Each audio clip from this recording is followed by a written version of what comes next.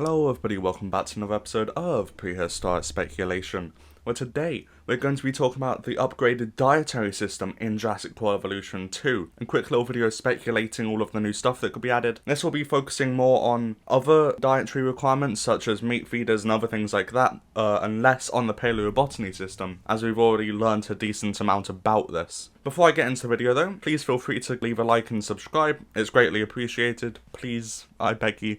Now let's get into the video. First of all, let's talk about the paleobotany system a little bit at first. So in the first game, the paleobotany system would increase rating. However, I think in this game it's going to have a bit more of an impact on your creatures, specifically on the health of your creatures. Maybe having better paleo diets will increase the amount of disease tolerance they have and the amount of health they have, as well as increasing their comfort into the third bar of comfort, which I assume does increase the rating and that sort of stuff. We're not too sure what that does yet, but we would assume having good dietary requirements would help it push towards that. So yeah, I think it should focus less on just the rating, and also maybe having dinosaurs get ill when they have the wrong plants in their enclosure. So if a Triceratops has something like horsetails, they could get ill from that. Just like in the first Jurassic Park movie where we see a Triceratops getting ill off of eating the wrong plant matter. So, moving on from the herbivores and the plant eaters and all of that stuff, and moving on to the exciting stuff, the carnivores. As we've seen in one of the clips from the dev diary, in the terrain editing thing, there is a section for feeders, which has the goat icon. We also know goats are confirmed to be returning from the first game, as we've seen Coelophysis hunt them down, Coelophysis species profile. But it would be really nice to see some more variety in the carnivore feeding system. If we are also going to be seeing that variety boost in the herbivores, it feels a shame to leave out the carnivores. What I mean by this is maybe adding some other animals other than goats.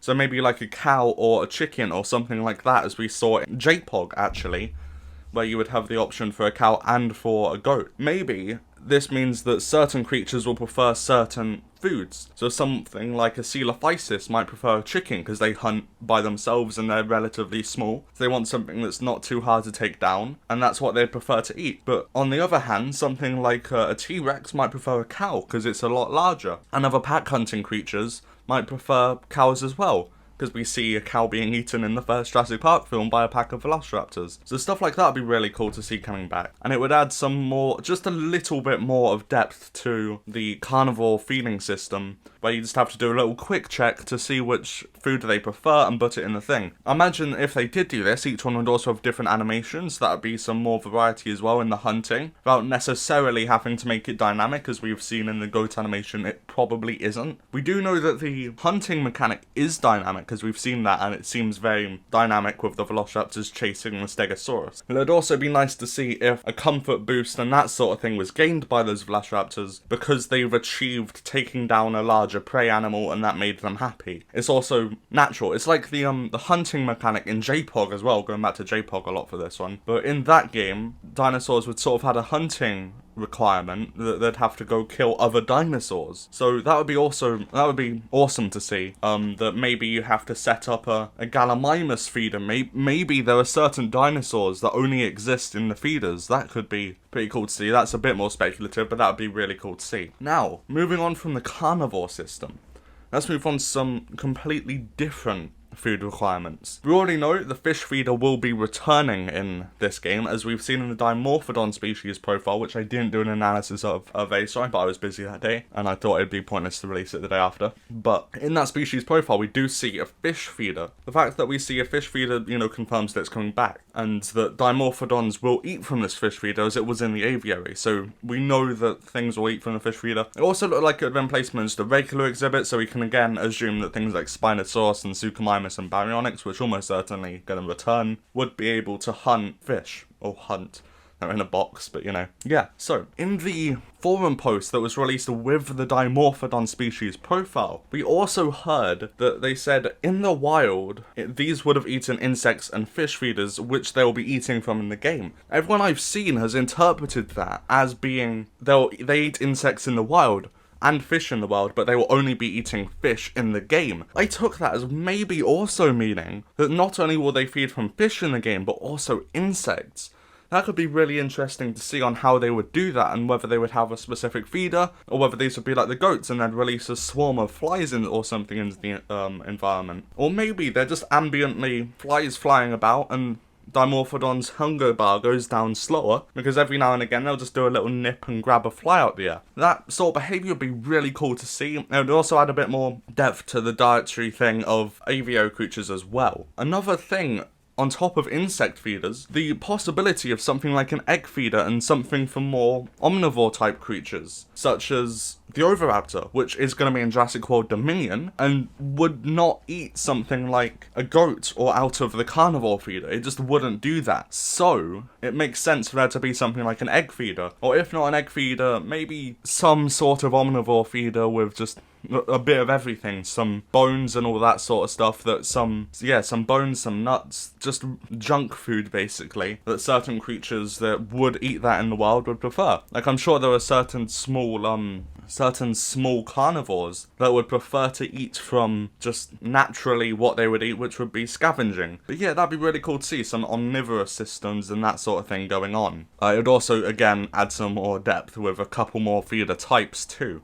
Now, let's just take a little side tour to talk about how the aquatics will eat food. There's a multitude of ways that this could work. One of the ways I'm almost certain will be coming back will be the Mosasaurs feeding show, and that sort of thing. I think there'll be a few different ways to feed creatures, so that your guests get something out of it. Because in an aviary, there's viewing ports, so you can see creatures eat. So you can see the pterosaurs diving down and grabbing the fish. But in an aquarium, the viewing range is limited, so there'll either be a specific area where the creatures are released from, I assume, or there'll be some sort of show that you can see above land, like the Mosasaurus show. But there are different sizes of aquatic creatures, so there will have to be different foods. Because obviously something like an Ichthyosaurus can't eat a full great white shark, and a Mosasaurus won't eat fish, basically. So there'll have to be a few different types of food. Maybe even if there's some herbivorous undersea creatures, they might even have to add a full paleobotany system for the aquarium. So there'll be stuff like kelp and seagrass and moss and lichen, all of that underwater, for something like an archelon or some sort of sea turtle sort of thing. So it adds a lot of variety to that, because we know that they're going to have basically all of the same behaviours of an above land creature, such as a dinosaur or a pteranodon, basically. So yeah. We also don't know whether the fish feeders will be located in a feeder like they are on land in the fish feeder from the first game. They're in like a little pot, and the Mosasauruses or something will have to come along and just grab that.